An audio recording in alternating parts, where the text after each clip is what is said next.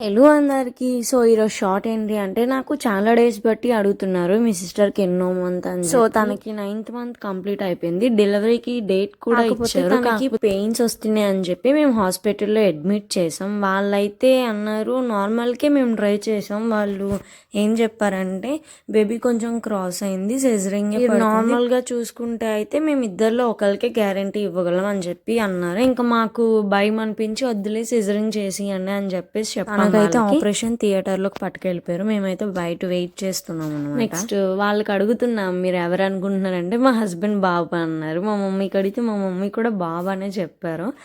ఇంకా నేనైతే పాప అని అనుకున్నాను. నేనైతే ఇంకా మాతో వచ్చిన మా సిస్టర్కి కూడా అడిగాము నువ్వెవరు అనుకుంటున్నావు అంటే తను కూడా పాప అనే చెప్పింది.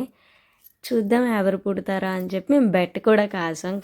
నిజంగా చెప్తున్నా, మా మమ్మీ అయితే ఎంత టెన్షన్ పడ్డారంటే అంత టెన్షన్ పడ్డారు. ఎందుకంటే ఒక మదర్ పెయిన్ ఒక మదర్కే తెలుస్తుంది. అది నాకు కూడా తెలియదు ఆ పెయిన్ ఎలా ఉంటుంది ఏంటి అని చెప్పి. మా మదర్ అయితే చాలా టెన్షన్ పడుతున్నారనమాట. ఎందుకంటే నాకన్నా చిన్నదవుతాను, ఎలా తీసుకోగలదు ఏంటి చిన్నదై కదా. ఇంకా టెన్షన్లో నా చెయ్యి అయితే మా మమ్మీ అస్సలు వదలట్లేదు. అంటే అనిపిస్తుంది కదా ఎవరికైనా టెన్షన్గా.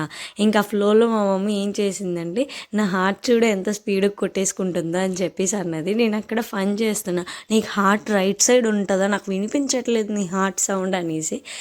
ఎవరో నాలాంటి ఒక్కలైనా సరే ఉంటారు ఇలా సీరియస్ సిచ్యువేషన్స్లో ఫన్ చేసేవాళ్ళు. నేనైతే అంతే, నా మైండ్ సెట్ అంతే, వారు చెప్పలేను. అందుకే మా హస్బెండ్ కూడా నాకు తిడతారు, ఎందుకు సీరియస్ సిచ్యువేషన్లో నువ్వు ఫన్ చేస్తావు అని చెప్పి.